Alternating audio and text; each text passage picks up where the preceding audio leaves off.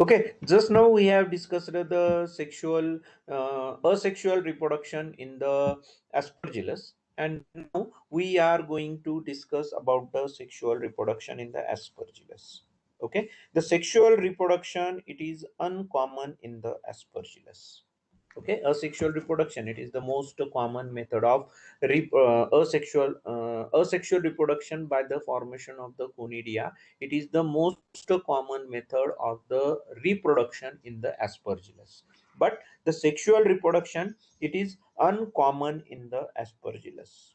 Okay, it has been studied in detail in the aspergillus repens. Okay, it has been, so sexual reproduction, it has been studied in detail in the aspergillus herbariorum and the aspergillus repens. Most of the species of the aspergillus are homothalic, but very few species of the aspergillus, these are heterothalic. Okay, most of the species of the aspergillus, these are homothalic, but few species, these are heterothalic. The sexual reproduction, it may be isogamous or unisogamous type.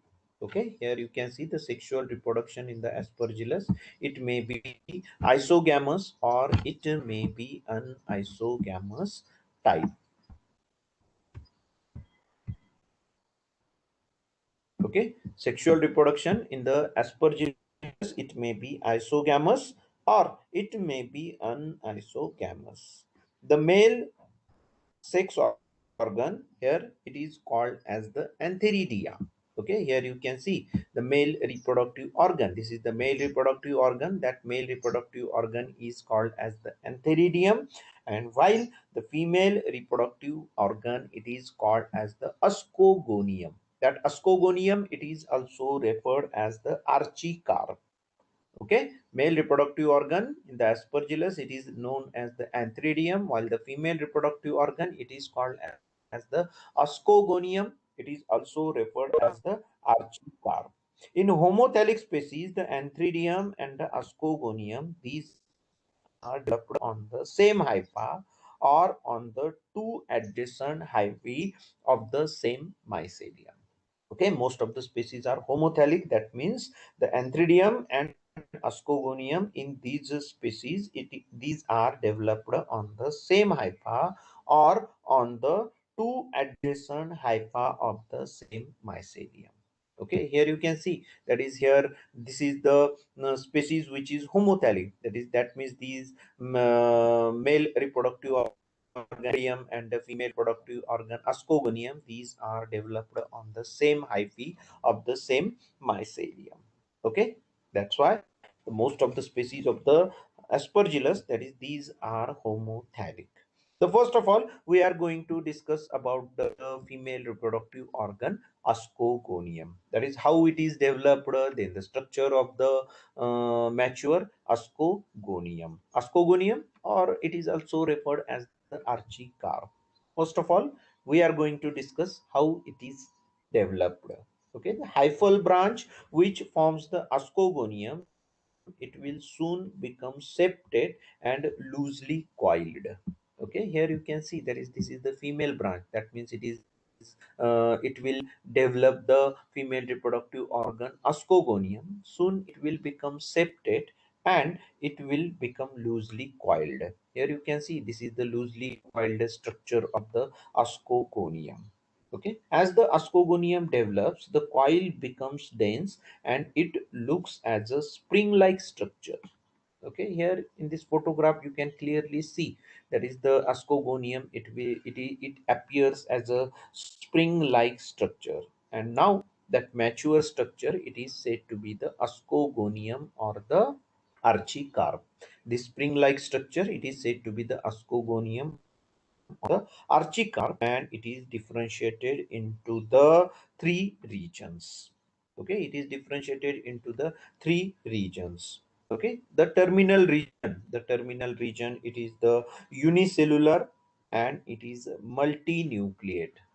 Okay, here you can see that is the terminal region of the ascogonium. This is the terminal region which is unicellular, but it is multinucleate structure, and it is called as the trichogyne, and it acts as the receptive region. Okay, the terminal region, it is called as the trichogyne. Here you can see this is the trichogyne. It is unicellular, multinucleate, and it functions as the receptive region during the fertilization process. Then the middle part, it is also unicellular, but it is uninucleate. Middle part is unicellular and uninucleate, and it functions as the female gamete engine, and that particular region is the ascogonium. Okay, the middle part of the ascogonium, it is unicellular and it is uninucleate, and it is that particular nuclei which is present in the middle region, it is a female functional gamete. While the basal part of the ascogonium, it is multicellular and multinucleate, and it is forming the stalk of the ascogonium. Okay.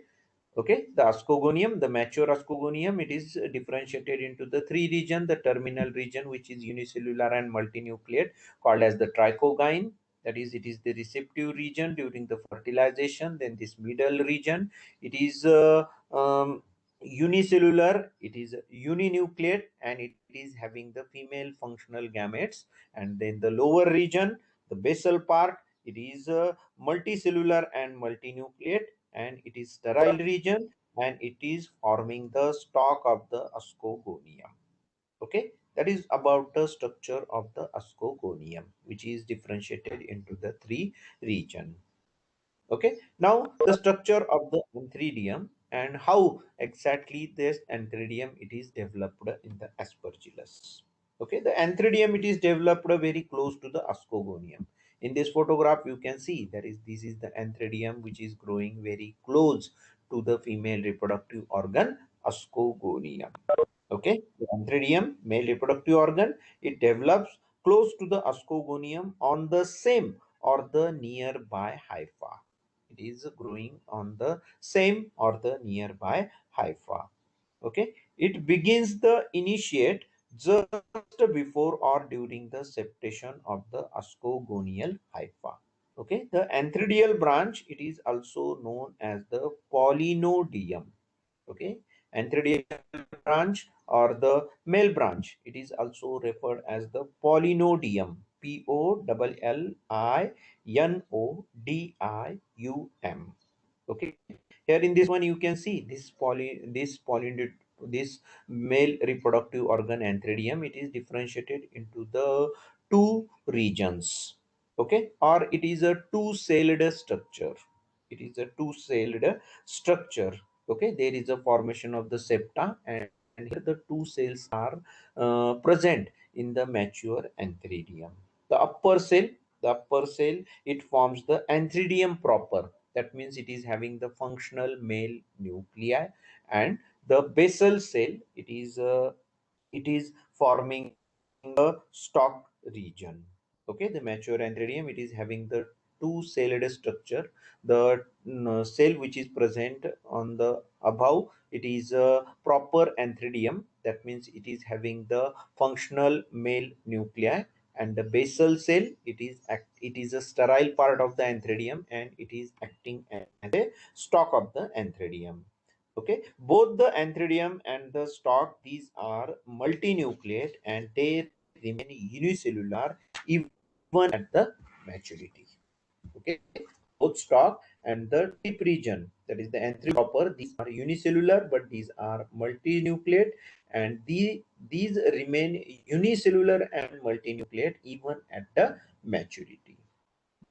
Another important thing regarding the antheridium is there is a gradual elevation of the antheria in the various species of the aspergillus. Okay, for example, in the some species, that is the antheridia, these are well developed and the functional.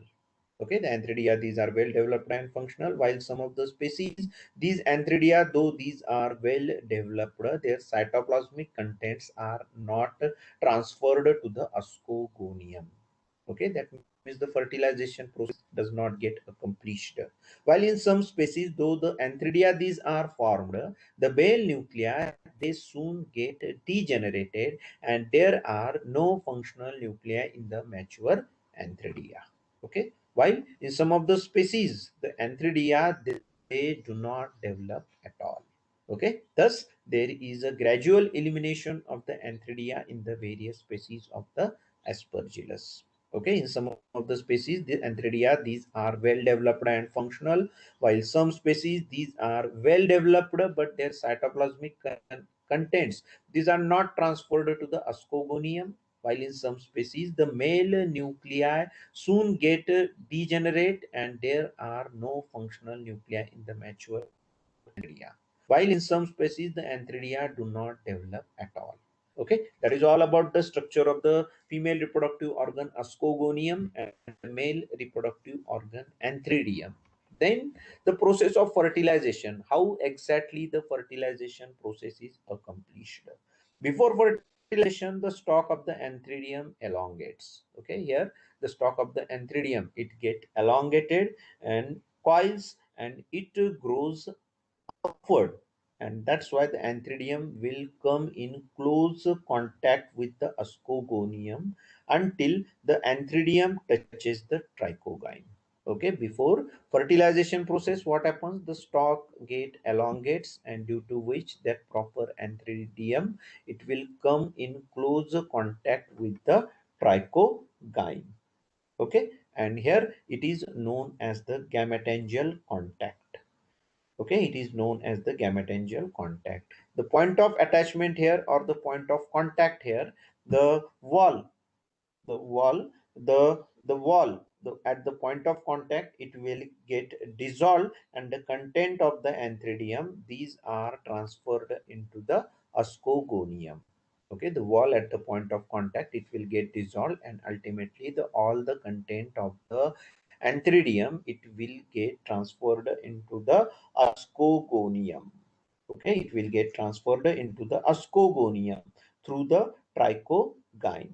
The contents of the antheridium and the ascogonium readily get mixed. Okay, that means the plasmogamy takes place very fast, but the fusion of the male and the female nuclei do not takes place at once. Okay, that is how, that is the plasmogamy takes place. That means the protoplasm of the antheridium and the protoplasm of the ascogonium, it get mixed very fast, but the male nuclei and the female nuclei, that is, they does not get fused readily. Okay, the male and the female nuclei, they will get arranged themselves in the pair within the ascogonium, and this is known as the dikaryon. Okay, here you can see that is these male nuclei and the female nuclei, that is these are arranged in pairs, and such a condition, it is known as the dikaryon. Okay, instead of getting fused with each other readily, they will remain in pairs, and such structure is known as the dikaryon. Dikaryon. In some of the species of the aspergillus, the process of the fertilization, it differs from the just we have described now. Okay, in this species, the role of the antheridium in the sexual process is not definitely known. Okay, then the how exactly the ascus are developed. Okay, the development of the ascus now we are going to discuss. Okay, after fertilization, the dikaryon is formed in the ascogonium. Okay, in the ascogonium, here you can see that is the dikaryon, it is formed. Okay, and this is followed by the septation of the ascogonium. Okay, here you can see that is these male nuclei and female nuclei, these are arranged in pairs, and here the partition walls or the transverse septums, these are developed in the ascogonium. Okay, and each of the partition, each of the cell, it is not, it is now having the pair of nuclei, that is one, it is a male nuclei, and another one, it is a female nuclei. Okay, then the terminal cell of the ascogenous hypha, it curves to form a hook-like structure.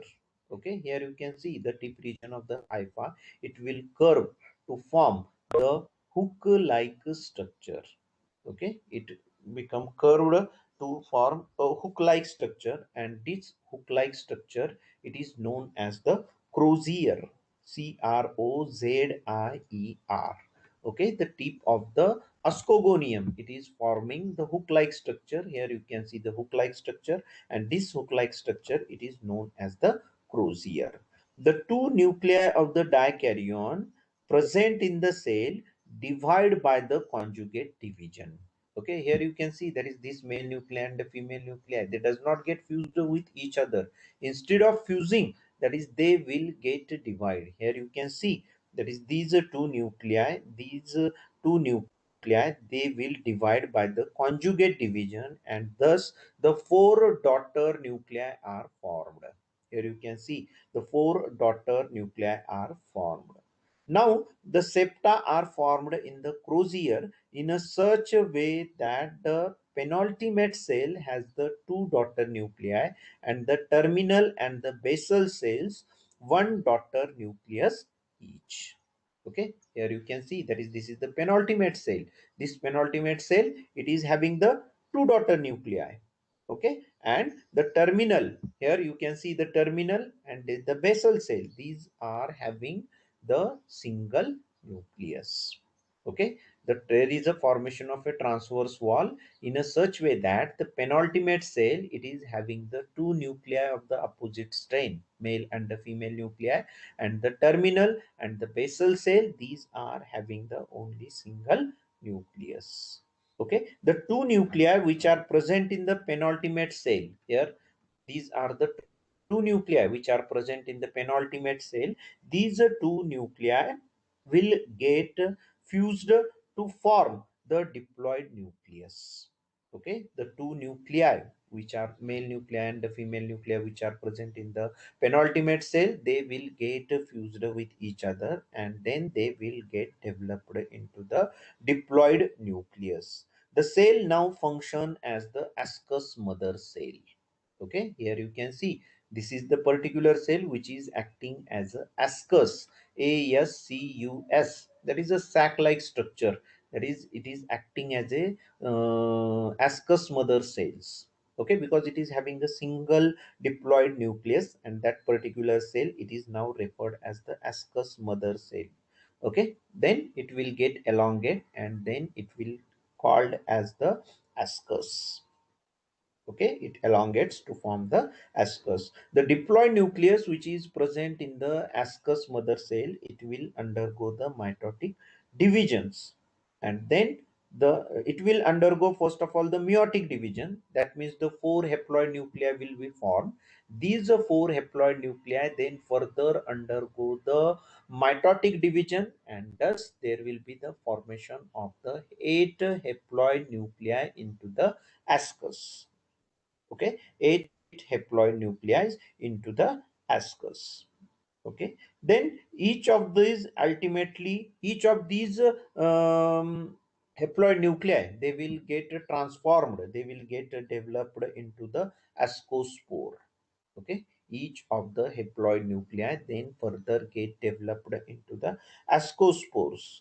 Here now the wall of the ascospores, the ascospores, that is these are the eight globo shaped ascospores in each ascus. Okay, in each of the ascus there is a presence of the eight globose shaped ascospores.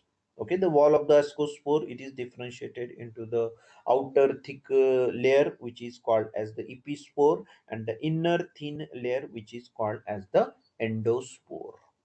Okay, simultaneously what happens, simultaneously with the development of the ascogenous hyphae, many sterile filaments, here you can see simultaneously, that is along with the development of the ascospores and the ascus, simultaneously the many sterile filaments, many sterile hyphal branches, these are developed from the cells which are lying below the ascogonium. Here you can see many sterile hyphal branches, that is these are developed from the lower sterile region of the ascogonium, and these branches form a pseudoparenchymatous structure, and this pseudoparenchymatous structure, it is known as the peridium. Okay, it is known as the peridium. The peridium, which is a two-layered structure, encloses the ascogenous hyphae. Okay, this is the peridium. Okay, it is completely enclosing the structure. And here peridium, it is a two layered structure, and it is a pseudo parenchymatous structure. Okay, while the inner layer of the peridium, it is consumed by the developing ascus and the ascospores, whereas the outer layer forms the protective covering. Now this entire structure, this peridium, where the inner layer, it is completely utilized for the development of the ascus and the ascospores, and the outer layer, it is performing as a protective layer. That complete structure, it appears as a hollow ball of the size of pinhead. Okay, it appears as a hollow ball of the size of a pinhead, and it is called as the fruiting body. And that fruiting body in the aspergillus, it is referred as the cleistothecium. Okay, what happens along with the development, or simultaneously along with the development of these ascus and ascospores, that is the several sterile filaments which are arised from the basal region of the ascogenous hyphae, and these are completely surrounding the structure, and thus that complete structure, it is called as the peridium. The inner layer, it is utilized for the development of the ascus and the ascospores. The outer layer, it is functioning as a protective layer, and now it appears as a hollow ball of pinhead size, and that completely closed structure, it is a fruiting body, and this complete fruiting body, it is referred as the cleistothecium. Cleistothecium.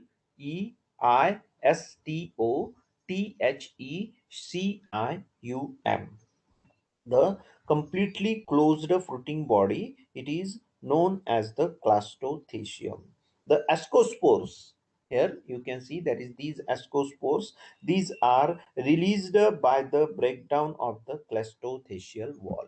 Okay, that is the outer wall of the clastothecium, it will get breakdown, and ultimately that is these ascus, these ascus, these are released, then the wall of the ascus, it get ruptured, and ultimately the all the ascospores which are present in the ascus, that is these are released into the outer environment. These are disseminated, or these are sprayed by the wind. Okay, these ascospores, they will germinate when they will fall on the suitable substratum, and when they get the favorable environmental conditions, then they will get developed into the new aspergillus thallus. Okay, that is how the sexual reproduction in the aspergillus takes place. Then that is about the life cycle pattern of the aspergillus. Here you can see the aspergillus mycelium. The asexual reproduction in the aspergillus mycelium, it takes place by the formation of the conidia. It takes place by the formation of the conidia. Okay, asexual reproduction in the aspergillus is the most common method of reproduction. Okay, here the conidia, these are developed on the conidiophore. These conidia, these are again disseminated into the outer environments. They will, whenever they get the favorable environmental conditions and the suitable substratum, they will germinate, and ultimately they will get developed into the aspergillus mycelium. Okay, that is how the asexual reproduction in the aspergillus takes place. Then this is the sexual reproduction. Here you can see the Aspergillus mycelium. In most of the species of the Aspergillus, these are homothallic. Okay, that means the male reproductive organ antheridium and the female reproductive organ ascogonium, these are produced on the same hypha or the adjacent hypha on the same mycelium. Okay, in the antheridium, the male nuclei are present. In the ascogonium, female nuclei are present. Then the fusion of the antheridium and ascogonium, it takes place by the gametangial contact. That means the entire content of the antheridium, it get transferred into the ascogonium, where that is how the plasmogamy takes place. But these male nuclei and female nuclei, these not readily get mixed or get fused with each other. That is where the first of all the pairing of these male nuclei and female nuclei, it occurs in the ascogonium. Then there is a formation of the ascogenous hyphae, which is dikaryotic. That is, in the penultimate cell, these male nuclei and the female nuclei get fused with each other, and then there will be the formation of the, here you can see, that is the ascogenous hyphae dikaryotic. That means it is having the two different nuclei, male nuclei and female nuclei. Then in the penultimate cell, the karyogamy takes place. That means the fusion of the male nuclei and the female nuclei occurs, and then due to the karyogamy, that diploid nucleus which is formed, it is referred as the ascus mother cell. That diploid nucleus in the ascus mother cell, it will undergo the meiosis division, and then there will be the meiosis division, then mitotic division, and then there will be the formation of the eight ascospores in the single ascus mother cells. Okay, then these ascospores, these are liberated into the outer environment, and each of the ascospores then they germinate when they get the favorable environmental condition and the suitable substratum, and then they will grow into the new aspergillus mycelium. That is how the sexual reproduction in the aspergillus takes place.